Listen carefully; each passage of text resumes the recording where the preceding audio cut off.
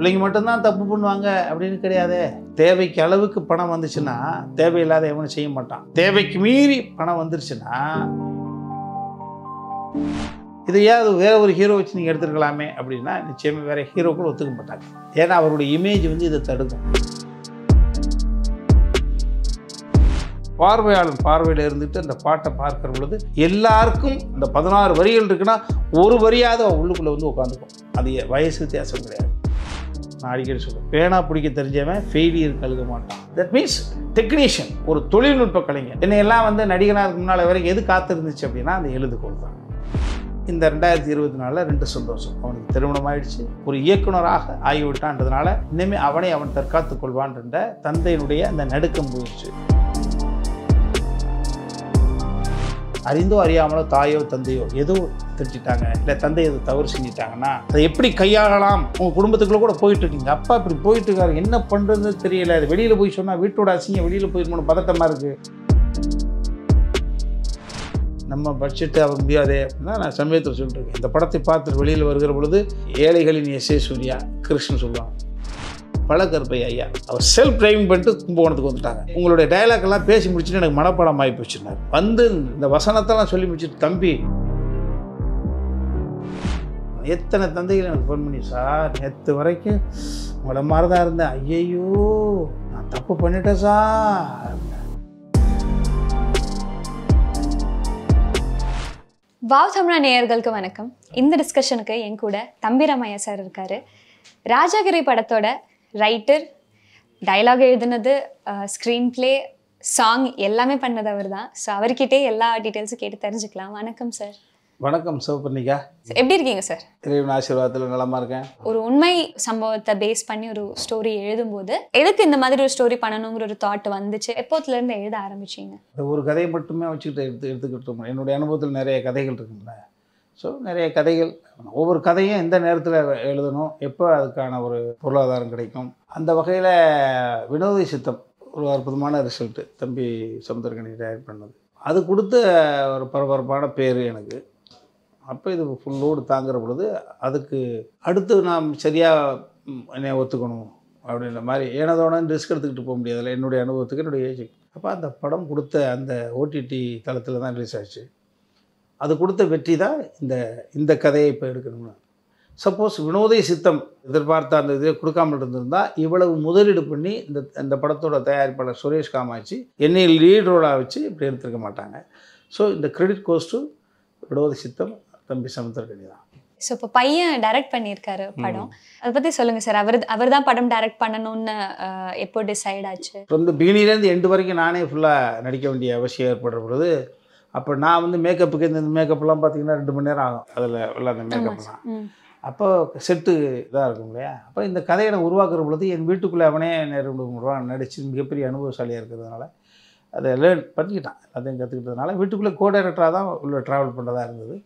அப்போ நான் செட்டை விட்டு மறுபடியும் மேக்கப் மற்ற விஷயங்களுக்கு போகிற பொழுது மறுபடியும் டைரக்ட் பண்ணுறதுக்கு முதல் நாள் தான் இந்த தம்பி சுரேஷ் காமாட்சி தம்பி அழகாக எக்ஸ்பிளைன் பண்ணுறாப்புல, தம்பியோட இஷ்டத்துக்கு நீங்கள் விட்டுருங்க கரெக்டாக இருக்கும். ஸோ இப்போ சுரேஷ் காமாட்சி சொன்னதுக்கு பிறகு நான் சொல்கிற பொழுது ஒத்துக்க மாட்டேன்ட்டான். இல்லைப்பா நான் கோடைரட்டாக இருக்கிறப்பா நீங்கள் பண்ணிங்கப்பா அப்படி சொன்னால் அப்போ சொல்கிற பொழுது ஒத்துக்கிட்டு. ஸோ அடுத்தது இதில் முக்கியமான ஒன்று கேஸ்டிங். ஸோ இப்போ நீங்கள் தான் எல்லாரும் காஸ்டிங் செலக்ட் பண்ணதா? பெரிய மனிதனுடைய வாழ்க்கையில் நடந்த ஒரு சம்பவம் அப்படின்னா டக்குன்னு சொல்லிட்டு போயிடலாம். இது வாழ்க்கையே நம்ம கதையாக கொடுக்குறோம். தேட்டரில் 27ஆம் தேதி ராஜாக்களியை போய் பார்க்குற பொழுது ஒரு ஒட்டுமொத்த மனிதனுடைய வாழ்க்கை, மனிதனா அவனை மட்டும் வராது, அவனுடைய மனைவி வரும், அவனுடைய குழந்தைகள் வரும், அவனுடைய தொழில் நிறுவனங்கள் வரும், பெரிய ஒரு கதை. ஸோ அப்போ அது 4.5 மணி நேரம் கதை சொல்லலாம். அது 2 மணி நேரம் 5 நிமிஷத்தில் கொடுக்கணும் அப்படின்ற பொழுது அதுக்கு பிளே இது சொன்ன பாப்பா கதை வசனம் இசை பாடல்கள் தான் நான் ஸ்க்ரீன் பிளே பண்ணது உமாபதி. ஸோ 2 hours 5 minutes சொன்னால் தான் இந்த கதையெல்லாம் தாங்கும். அதையும் தாண்டி உனக்கு பெருசாக ஒரு 2.5 மணி நேரம் 3 மணி நேரம்லாம் படம் கொடுக்கணும்னா அதற்கு பெரிய வேற ஒரு படமாக தான் இருக்க முடியும் இல்லையா. இது ஒரு அற்புதமான ஒரு டைட்டான ஒரு விதமான ரத்த கண்ணியினுடைய வேறு ஒரு வருஷன் மாதிரியான ஒரு விஷயம். ஸோ அப்படி தான் தம்பி உள்ளே வந்தால் தம்பி உள்வாங்கிட்ட காரணத்தினால எனக்கு ஈஸியாக இருந்தது. அந்த எப்படி என்ன மெசேஜ் கொடுக்கணும்னு நீங்கள் இமேஜின் பண்ணி எழுதுனீங்க? பிடிச்ச டைலாக் நிறைய பஞ்சஸ் இருக்கும் வாழ்வியல் சார்ந்து. அதில் தம்பி சமுத்திரக்கனி ஒரு டைலாக் பேசுவாங்க, இது மாதிரி பிள்ளைங்க தப்பு பண்ணால் அப்பாக்கள் வந்து மன்னிக்கிறது அது ஒரு கடமை. அதை கூட நாகரிகமாக எழுதிருக்கு. பிள்ளைங்க தப்பு பண்ணிட்டா அப்பாவுக்கு பொறுத்து போகிறது அது ஒரு கடமை. ஆனால் அப்பாக்கள் தப்பு பண்ணிட்டா பிள்ளைங்க மன்னிக்கிறது தியாகம். ஸோ பிள்ளைங்க மட்டும்தான் தப்பு பண்ணுவாங்க அப்படின்னு கிடையாதே. இப்போ தேவைக்கு அளவுக்கு பணம் வந்துச்சுன்னா தேவையில்லாத எவனும் செய்ய மாட்டான்.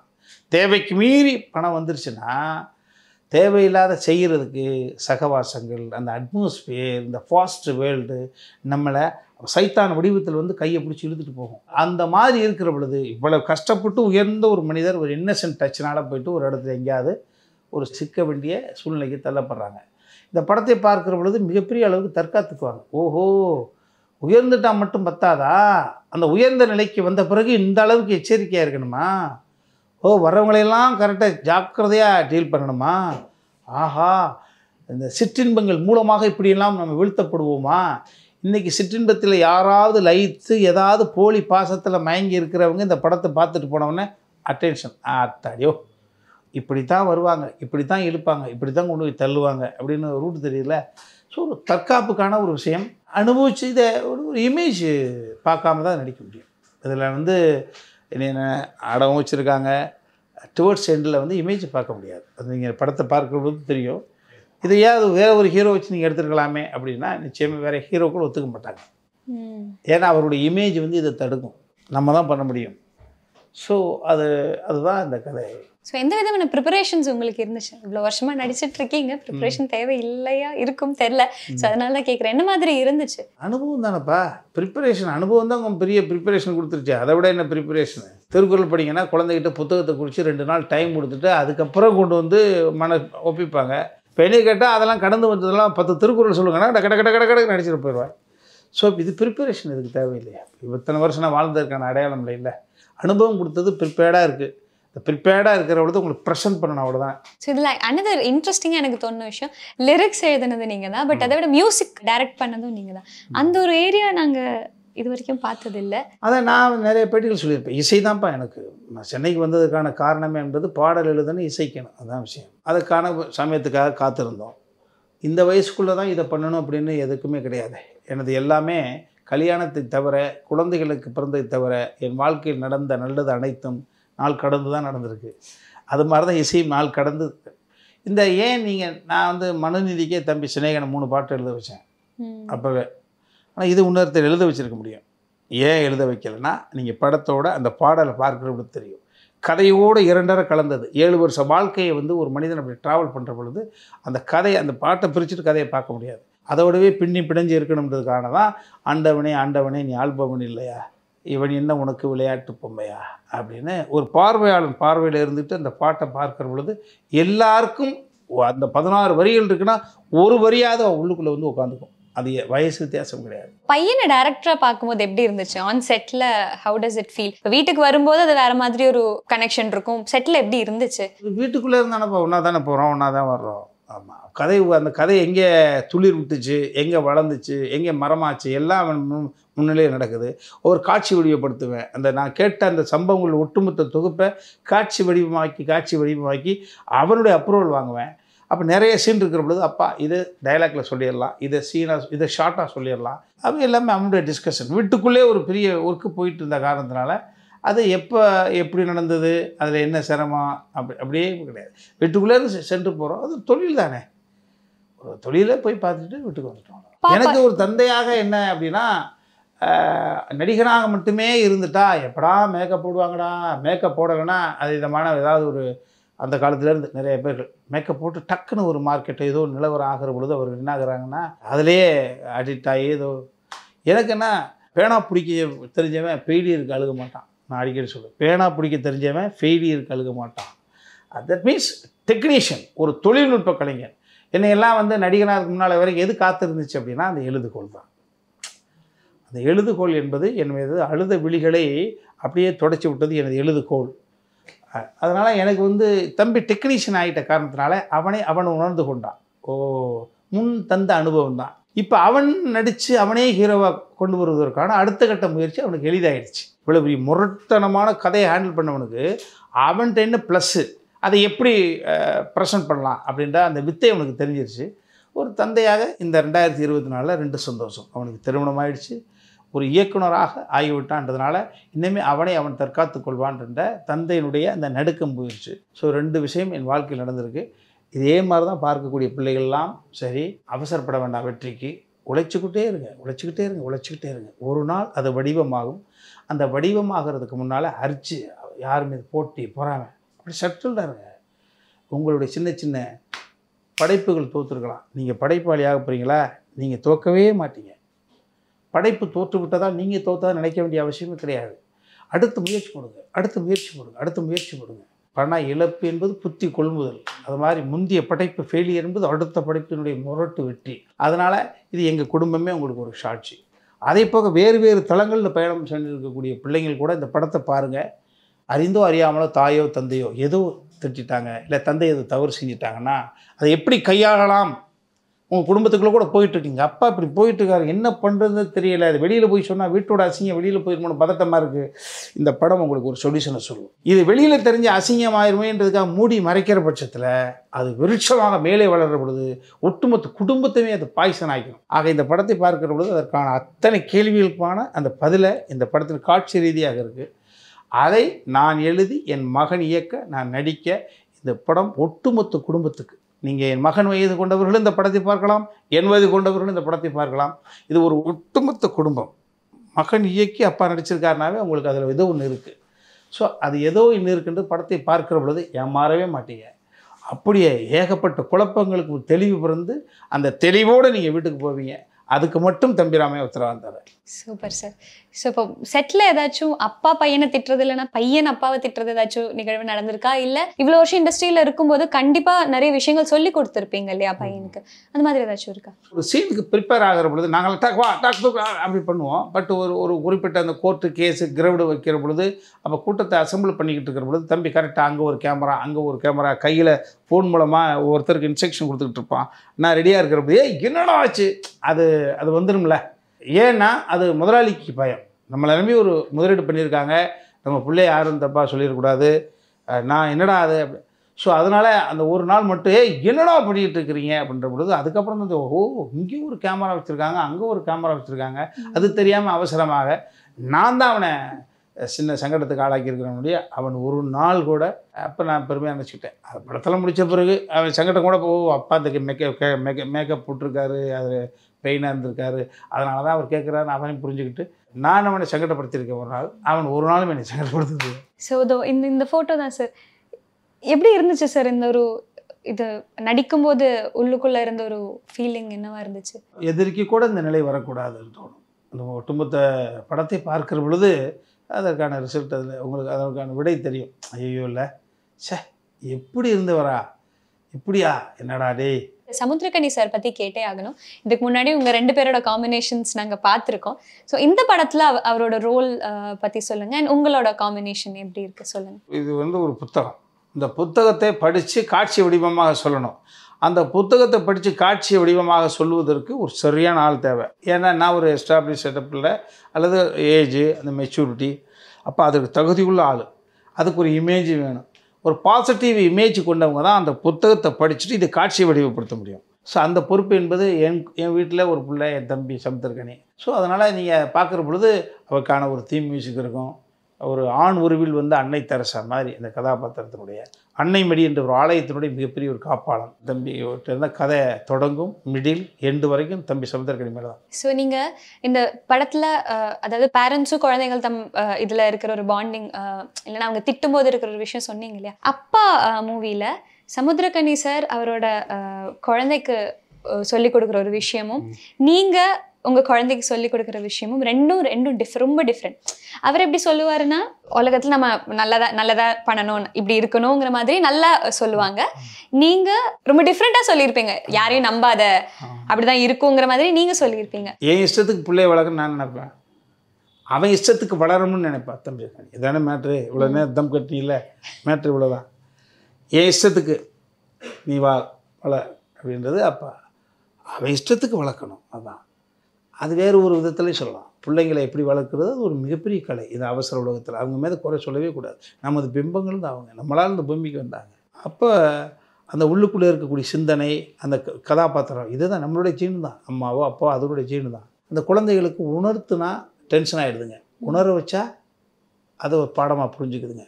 அப்புறம் பேரண்ட்ஸோட கடமை என்பது குழந்தைகளுக்கு வந்து உணர்த்துதல் அல்ல, உணர வைத்தல். ஸோ இதுதான் அந்த அப்போ எது நல்லது என்ன ஒரு கெட்டதை சொன்னால் தான் நல்லது தெரியும். அது மாதிரி நெகட்டிவ் கேரக்டர் நான் ஏற்றுக்கிற பொழுது, தம்பி பாசிட்டிவ் கேரக்டர் ஏற்றுக்கிற பொழுது என்ன கண்டென்ட் நினைக்கிறோமோ அது அவங்களுக்கு போய் சேருது. அப்போ அங்கே தம்பிராமையா வந்து தப்பு குழந்தைய அடித்து இப்படியெல்லாம் இம்சம் பண்ணுறாருன்னு என் மீது யாராவது கோவப்பட்டாங்களா? இல்லை. சாரி எங்கள் அப்பா இப்படி தான் சார். அவன் எத்தனை தந்தைகள் எனக்கு ஃபோன் பண்ணி, சார் நேற்று வரைக்கும் உங்களை மாதிரி தான் இருந்தேன், ஐயையோ நான் தப்பு பண்ணிட்டேன் சார் அப்படின்னேன். குடும்பத்தை சைக்கோ மாதிரி குழந்தைகள் வளர்ப்பாங்களா? ஓ அங்கே வா என்னடா, எத்தனை பேரை அதை மாற்றிருக்கு. அதுதான் இந்த தெய்வங்களோ அல்லது இந்த கலை தாயோ தம்பி சமுத்திரக்கனிக்கும் எனக்கும் கொடுத்துருக்க ஒரு மரியாதை. அந்த அப்பா படத்தை பார்த்துட்டு குழந்தைகள்கிட்ட ஒரு ராட்சசனை நடந்த தந்தைகள் எத்தனை பேர் தெரிஞ்சிருக்காங்க. வினோத சித்தத்தை பார்த்துட்டு பதட்டம் இல்லாமே, ஐயோ இவ்வளோ பேர் நான் இவ்வளோ சம்பாரிச்சிருக்கனே, எனக்கு பிறகு இதெல்லாம் யார் பார்த்துப்பான்னு பதட்டத்திலே எத்தனை பேர் தூக்கம் தொலைச்சவங்க இருக்காங்க. அப்போ சாட்டை படத்தில் ஆகா இது ஒரு விஷயத்தை போய் சொல்லுதில்ல, அதனுடைய வரிசையில் தான் இந்த ராஜாக்களி. ஓ உயர்ந்துட்டால் மட்டும் பத்தாதா, இந்த உயரத்தை தக்க வைப்பதற்கு ரொம்ப ரொம்ப ஜாக்கிரதையாக இருக்கணுமா? ஆக இது ஒரு முன்னெச்சரிக்கை அல்லது தற்காப்பு. ஸோ அப்போ நம்ம ஒரு படத்தை சொல்கிற கூட நீங்கள் சொல்கிற மாதிரி தம்பி சமுத்திரக்கனியும் தம்பிராமையாவும் இருந்தாங்கன்னா போய் பார்த்தோம்னா டெஃபினட்டாக என்டர்டெயின்மெண்ட்டாகவும் இருக்கும். அட் த சேம் டைம் நம்ம நிறையா கேட்கணும்னு நினச்சிக்கிட்டு இருந்த கேள்விகளுக்கு பதிலும் கிடைக்கும். சிங்கர் கிறிஷ் இதில் நடிச்சிருக்காரு இல்லையா? ஸோ அவரை மூவிக்கு கொண்டு வரணும், ஒரு ரோல் கொடுக்கணுங்கிற ஒரு தாட் எதனால் வந்துச்சு? நல்ல கேள்வி. நான் வந்து ஒரு கேரக்டருக்கும் சர்ச் பண்ணிக்கிட்டே இருப்போம்ல, இதுவும் நிஜத்தில் வாழ்ந்த ஒரு கேரக்டர் தான். படத்தை பார்த்தோன்னே ஃபஸ்ட்டு ஷோலே சொல்லிடுவாங்க, இது இந்த கேரக்டர் தான், அந்த கேரக்டர் அது அந்த கேரக்டர் எல்லாம் சொல்லிடுவீங்க. அப்போது நான் கும்பகோணத்துக்கு போயிருந்த பொழுது இதெல்லாம் நான் சொல்லுவேன்ல, ஒரு சில விஷயங்கள் அதுவே நடக்கும்னு. ஒரு ரூமில் தங்கியிருக்கிறேன். அப்போ தம்பி ஆப்போசிட் ரூமில் இருக்கான். நான் இங்கே தங்கியிருக்கிற விஷயத்துக்கு தெரிஞ்ச பிறகு கிறிஸ்க்கு சொன்னோம், டக் டக் அதை கிறிஸ் உங்களை பார்க்க வரோம்னா தம்பி இருந்தான். தம்பி வாயா, நான் சாமி கும்பிட வந்தேங்க. டக்குன்னு பார்த்தேன், நான் மியூசிக் பண்ணி வச்சுருந்தேன் இல்லையா, அப்போ நான் கம்போஸ் பண்ணி வச்சுருந்தேன் சாங். என்னென்ன பிரமாதம் சொல்கிற பொழுது பார்த்தேன், அவனுடைய எக்ஸ்ப்ரெஷன் பேசுகிறது எனக்கு தெரியும். டக்குன்னு அதுக்கு முன்னால் வேறு ஒருத்தர் ஓகே பண்ணி வச்சுருந்தோம். நேராக அவன்கிட்ட சொல்லட தம்பிக்கிட்ட வந்து உமா போய்ட்டு சொன்னேன், அண்ணே கிருஷ்ணா சூப்பராக இருப்பார்ண்ணா அப்படின்னா. அப்படி வைக்க வச்சு நீங்கள் படத்தை பார்க்குறவங்களும் தெரியும். இப்போ இவர் இல்லைன்னா அவர் இல்லைன்னா அவர் சொல்லுவாங்கள்ல. இப்போ எஸ். சூர்யா பயங்கர பிஸி ஆகிட்டார், டைரக்ஷன் பண்ண போகிறான்ற பொழுது டக்குன்னு ஆகா நம்ம பட்ஜெட்டு அவர் முடியாதே அப்படின்னா நான் சமயத்தில் சொல்லிட்டுருக்கேன். இந்த படத்தை பார்த்துட்டு வெளியில் வருகிற பொழுது ஏழைகளின் எஸ். சூர்யா கிருஷ்ணன் சொல்லுவாங்க. வேறு முக்கியமான கேரக்டர்ஸ் பற்றி சொல்ல முடியுமா? தீபா அக்கா இருக்காங்க. ஆமாம், தீபா எக்ஸலண்ட் பெர்ஃபார்மர். ஒவ்வொரு கேரக்டர் நாங்கள் ஆல்ரெடி எஸ்டாப்ளிஷ் ஆனவங்களை கூப்பிட்டு ஏமாற்றிட முடியாதுல்ல. ஒரு குறிப்பிட்ட போர்ஷன் பண்ணாங்கன்னா சரியான தீனி இருந்திருக்கு. வந்து நடித்தவங்கலாம் போகிற பொழுதெல்லாம் புலகாங்கிதப்பட்டு தான் போனாங்க. நான் ஒரு பெர்ஃபார்மர்ன்றதுனால ஒரு ஆக்டிங்கில் நம்ம குறை வச்சிட மாட்டோம். டேக்கிங் உமாபதி வேறு ஸ்டைலில் ஒன்று எடுத்துருக்குறான். ஸோ இப்போ ரெண்டும் மிக்சட் ஆகுது. பர்ஃபார்மன்ஸ் சைடும் அந்த டயலாக்கும் உள்ளே இருக்குது. அது மேக்கிங் சைடில் ஒரு ஃபேண்டசி செட்டப்ன்றதும் உமாபதி பண்ணியிருக்கான். ஸோ வந்து நடித்தவர்களும் திருப்தியோடு அடுத்து நாங்கள் கூப்பிட்டா உடனே வரக்கூடிய அளவுக்கு உள்ளது. அதை எக்ஸ்பெஷலி நான் வந்து ரொம்ப நெகிழ்ச்சியாக சொல்கிறது பழக்கருப்பை ஐயா. அவர் செல்ஃப் டிரைவிங் பண்ணிட்டு கும்பகோணத்துக்கு வந்துட்டாங்க. வந்து இந்த வசனத்தெல்லாம் சொல்லி முடிச்சுட்டு, தம்பி படங்களை நீங்கள் உங்களுடைய டைலாக்லாம் பேசி முடிச்சுட்டு எனக்கு மனப்பாடம் ஆகி போச்சுன்னார். அவர்கிட்ட தான் இந்த ஆண்டவனை சாங்கையும் போட்டு காமிக்கிறேன். கண்ணதாசன் வரிகளுக்கு பிறகு ரொம்ப எளிதாக புரியுது அப்படின்னாரு. அவருடைய தாக்கம் தானே அப்படின்னு. அதே மாதிரி ரொம்ப அவருடைய அந்த வயசில் அவரெல்லாம் நான் பார்த்து வியக்கக்கூடிய மனிதர்கள் 4-5 பேர் இருப்பாங்க. இவருக்கு இன்னும் பெரிய உயரத்துக்கு போயிருக்கணுமே, பெரிய அதிகாரத்துக்கு வந்திருக்கணுமேனா ஒரு நாஞ்சில் சம்பத்து, ஒரு தமிழருவி மணியன் ஐயா அண்ட் பழக்கருப்பை ஐயா, இவர்களெல்லாம் அறிவு சார்ந்த மிகப்பெரிய புடம் போட்ட தங்கங்கள். அவர்கள் வேறு முடிவுகள் எடுத்திருக்கலாமே ஒழிய அவர்களுக்குள்ளே அடங்க மாட்டாங்க. ஏன்னா பரிசுத்தம் அவர்கள் இதயத்துக்குள்ளே இறங்கிட்டு அவர்களை இயக்கிட்டு இருக்கிற காரணத்தினால யாருமே அவர்கள் பார்வையில் பெரிய ஆளாக தெரிய மாட்டாங்க. ஏன்னா அவர்கள் பெரிய ஆள், நல்ல இதயத்துக்கு சொந்தக்காரங்க. அந்த ஒரு ஆத்மா பழக்கருப்பை ஐயா வந்து இந்த கதாபாத்திரத்தை ஒத்துக்கிட்டு நடித்தது என்பது எனக்கு ரொம்ப நிகழ்ச்சியான ஒரு விஷயம். இப்போ நிறைய பேருக்கு பாட்டு போட்டு காட்டியிருக்கீங்களே, இப்போ பையனுக்கு கல்யாணம் ஆகியிருக்கு, டாக்டர் இன் லாக்கு போட்டு காட்டினீங்களா, இல்லை அர்ஜுன் சாருக்கு காட்டினீங்களா? அதெல்லாம் அது தொழில் விஷயத்தில் அர்ஜுன் சார் இப்படி ஒரு படம் இருக்குது, போக்குவரத்து கூட சொல்லலை. அவனை தானே சொல்லிக்கணும். ப்ரொடியூசர் தம்பி சுரேஷ் காமாட்சி அறிமுகப்படுத்துகிறோம். என்ன படம்னு அவருக்கு கேட்டுக்கிறதில்ல, நம்மளும் தம் கட்டி சொல்கிறது இல்லை. அது தொழில் வேறு, அது வேறு இல்லையா? ஏதாச்சும் ஒரு சொல்லியிருக்காரா? இப்போ இந்த படத்தோட ஒரு ஐடியாச்சும் இப்போ அவருக்கு அந்த சாங்கை போட்டு காமிச்சிட்டான். அந்த ஆடியோ லான்ச்சில் அவர் வர்றதுக்கு டிலே ஆகி போச்சு. அதுக்கப்புறம் தம்பி போட்டு காமிச்சிருக்கோம். இந்த மாதிரி மூமெண்ட்லாம் போட்டிருக்காரு. அது ஒரு ஃபன்னு தான். அது படத்தை காமிக்கலான்னு இருக்கோம் பார்ப்போம். ஸோ இப்போ இருக்கக்கூடிய ஜென்ரேஷனுக்கு ஒரு ரிலேஷன்ஷிப்புங்கும் போது எந்த விதமான ரிலேஷன்ஷிப்பாக கூட இருக்கலாம், அப்பா பையன் are whatever relationship it is, ஒரு அட்வைஸ் கொடுக்கணும்னா என்ன நினைக்கிறீங்க? ஏன்னா இப்போ ரீசெண்டாக பண்ண நிறைய படத்தில் நிறைய மெசேஜ் கொடுக்குற மாதிரி படங்கள் நீங்கள் பண்ணியிருக்கீங்க இல்லையா?